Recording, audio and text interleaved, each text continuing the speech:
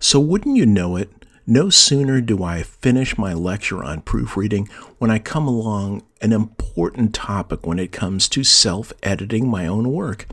And that is the difference between waterfall style of writing and editing versus more of a spiral approach to editing. Now, this comes from software development, where the classic waterfall method of software development is that you design, you develop, you test, you release, right? And these various stages come one right after another. Whereas nowadays, more of a spiral approach is catching on, realizing that people need to constantly revise, and they spin in these methods, slowly getting more and more refined. And I'm going to talk about that here because it's the way that I write. Let's begin by looking at the classic waterfall writing method. It begins, of course, with research, and after you have your research for your book, then you go and you outline the full book, of course having an outline from beginning to end, and then you begin writing, and you write until you finally finish your book someday. And at that point you start editing and revising to come out with second and third drafts, at which time you publish. Does anybody actually really do this? I don't think so.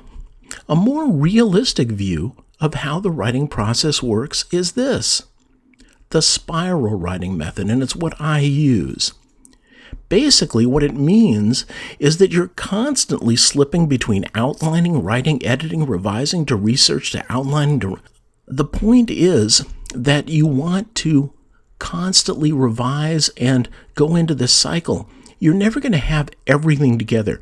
If we were all automatons or computers, we could research, outline, write, edit, publish, and we could do it in that classic waterfall style. In reality, what we need to do is constantly be refining our research. Oh, I didn't research that point quite enough. I need to go do some more research. Oh, that changes my outline. Then I'm going to go write, and I think I'll edit what I wrote this morning, and I'll do some revisions, and then back to research. This is the way that I write. And I want to make some points about this writing style to make it more useful. First, I rarely have a complete outline when I start to write. I have a pretty good outline of where the story is going, what it's all about, and the earlier chapters, I have a real good idea of what's going to happen, but I'm a little sketchy when it comes down further. So although my spiralness is primarily between editing and writing, I also do some outlining and some research as part of my spiral writing process. Next, when it comes to writing, focus on writing. Don't spiral so tightly that you're editing your work once you get done with a sentence or a paragraph or whatever. When you write, try to throw onto the page as much writing as you can and focus on writing. Stick with it for an hour or two or whatever. Become completely absorbed in writing. Don't think about editing, outlining, any of that. Just write. Okay? When I do use editing, is that I fall back to editing at the end of the day. Let's say I've written enough that I'm completely bonkers with coming up with original text.